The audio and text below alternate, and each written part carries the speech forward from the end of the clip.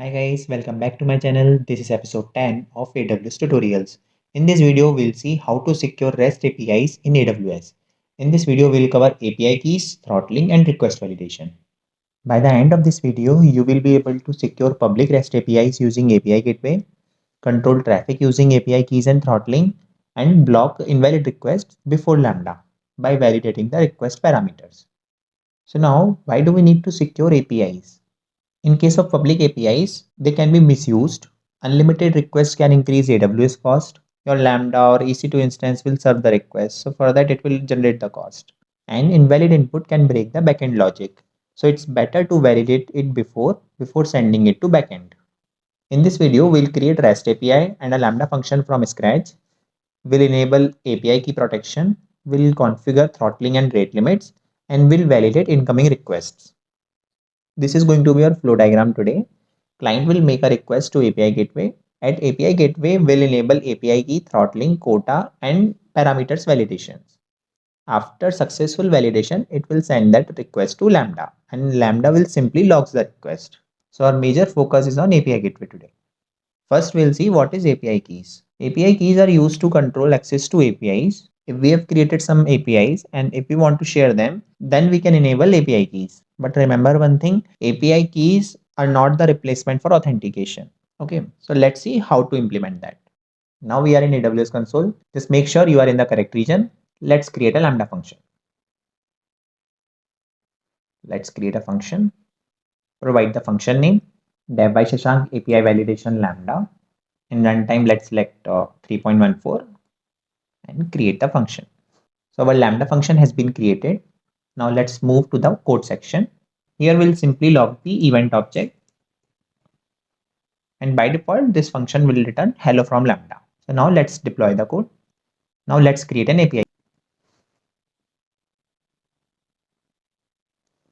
We'll create an API.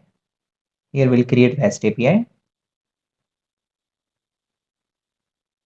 We'll provide the API name. Dev by Shashank API validation API. In API endpoint type, we'll select regional. In the security policy, we'll select this recommended one and create the API. So now our API has been created. Now we'll create a resource. Provide a resource name here. I'll write API validation and let's create the resource. Now our resource has been created. Now we'll create a method. Let's select method type as get. We'll select Lambda function. Enable Lambda proxy integration. Now let's select the Lambda function that we created. And just leave all the configuration as it is and create the method. So now our method has been created. Let's test it. We'll go into this test section and just click on this test button. Here if you see, the status is 200 and response body is hello from Lambda. Now let's deploy this API. If you see deploy API button is disabled, we'll just reload this page. Now deploy the API. In a stage, we'll create a new stage. Let's name it as dev and deploy it. Now we are in stages section. Here let's expand this. Here just copy this invoke URL and try it from Postman. Here create a new request. Select get method and paste the URL and click on the send button.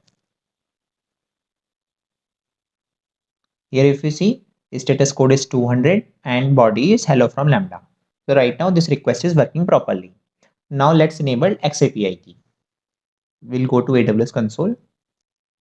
Here just scroll down and if you see there is this API keys. We'll click on this and let's create an API key. Here we'll provide a name, API validation key, and here we have two options. We can auto generate the key or we can even provide our custom key as well. So for now we'll select auto generate and save it. So now our API key has been created and here you can see the API key. I'll just click on this show button and here if you see this is our API key. Now we need to integrate this API key with our API that we have created. So for that, first we need to create a usage plan. So we'll go into this usage plans and create a new usage plan. Provide name here, API validation usage plan. Here for now, just enable throttling and in the rate just put 1. In the burst, put 1 and enable the quota, and here you provide 10 and create the usage plan. Now our usage plan has been created. Let's open it. So if we scroll down, we need to first associate our API gateway here, and then we need to associate our API key here. So first we'll add API stage here. Here we'll select our API that we have created. And here we need to select the stage. So stage is dev, and let's add it to usage plan. So now for this API, we need to associate API key. Now we'll go into this section and here we'll add API key. So here we'll select add existing key and here we'll attach this key that we just created and add the key.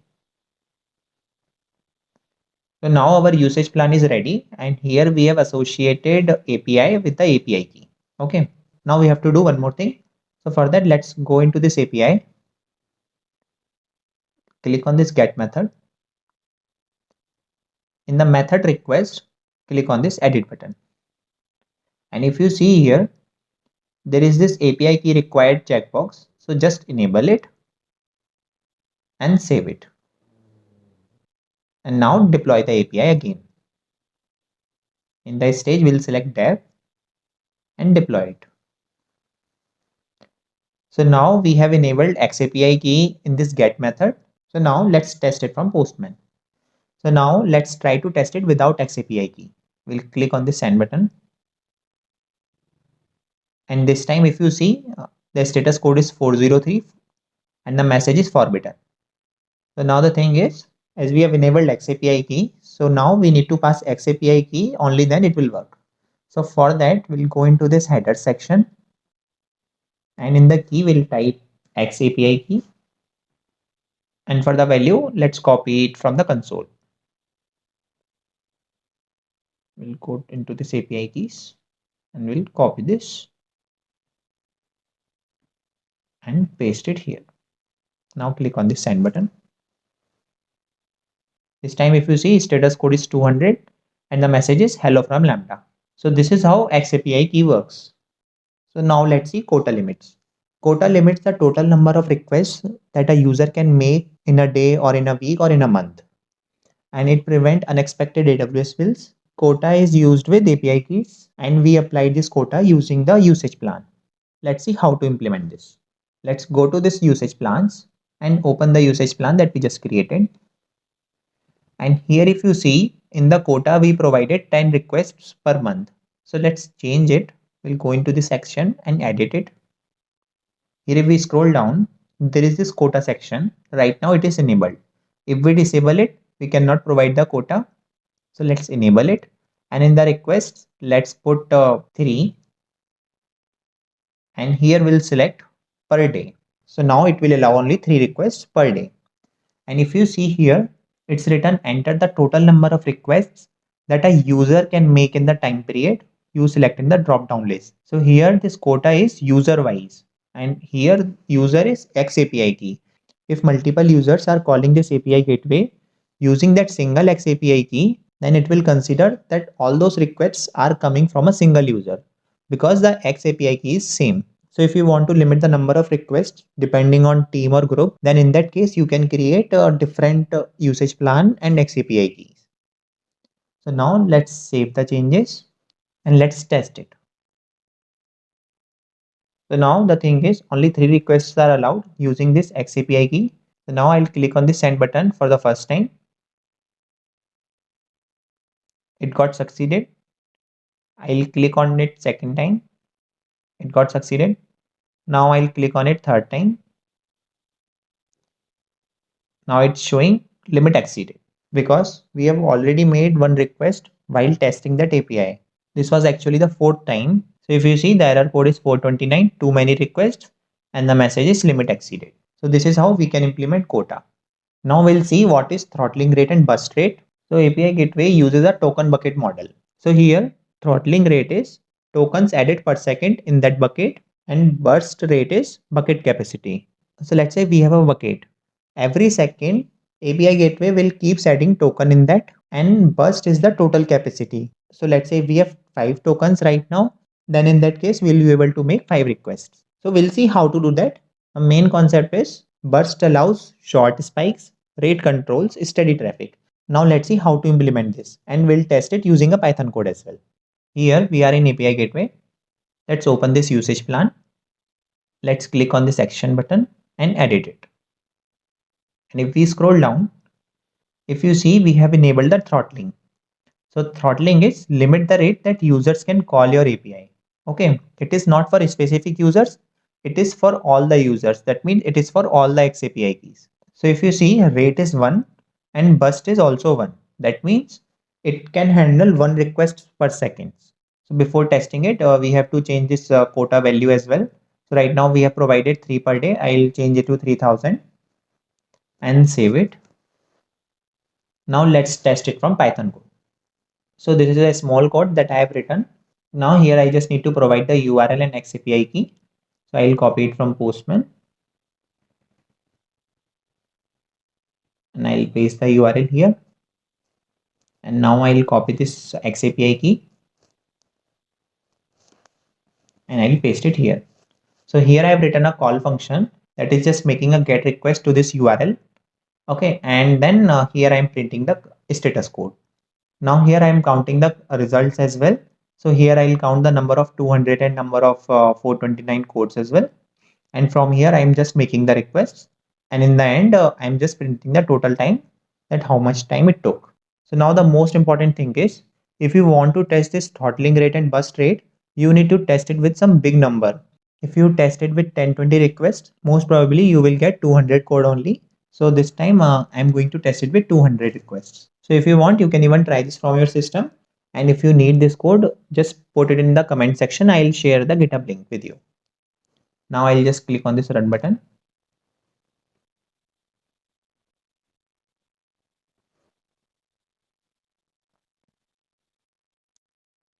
It will take around 40 to 50 seconds.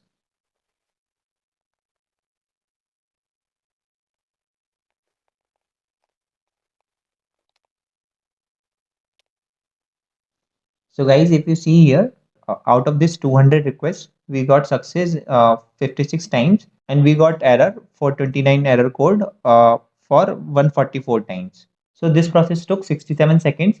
That's why it allowed around 60 requests. So this is how throttling rate works. Okay. So now we'll see what is burst rate. For that, we'll go into this AWS console.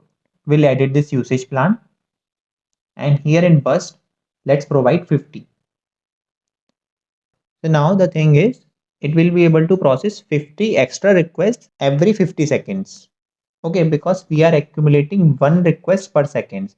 And let's say we are not using it for 50 seconds, and at 50th second, if a user is making 50 requests parallelly, still this API gateway will be able to process those requests. So now let's test it from our code. I'll just run it.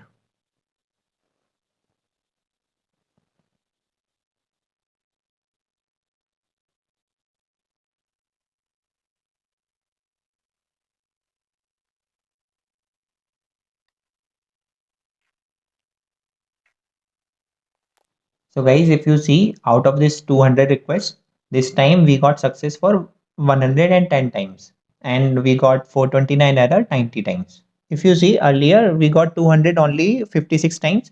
This time we got 54 extra. Okay, so this is how burst works. Burst allows short spikes and rate controls steady traffic. Guys, I hope it's clear to you now. And still, if you have any questions, just drop it in the comment box. Now we'll see request validation. So what is request validation? Before sending the request to Lambda or our backend process, API gateway will validate the request parameter and the body section. And if it doesn't match the schema, then it is going to reject that request. So it is going to prevent unnecessary Lambda execution and eventually it will going to save the cost. So let's see how to implement this. Now we are in AWS console. We'll go to our API that we created.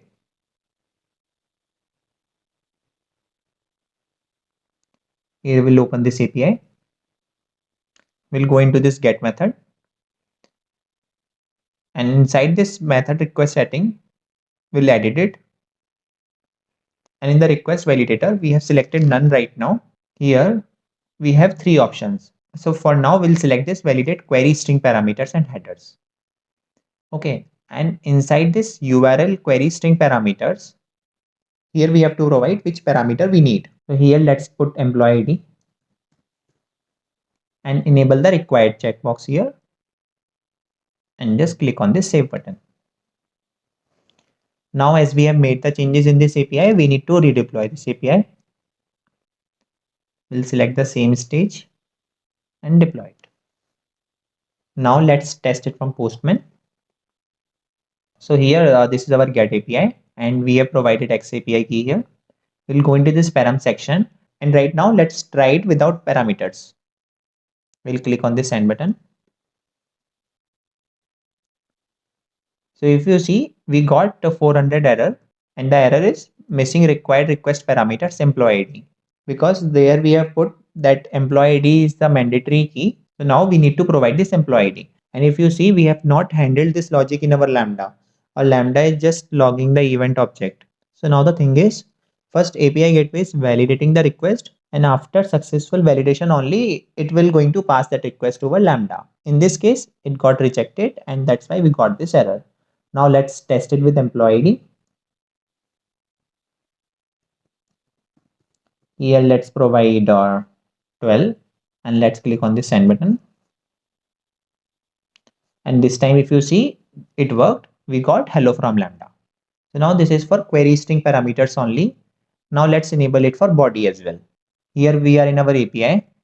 Here if you see in the left hand side, there is this model section. So if you see right now, there are only two models. We'll create a new model here.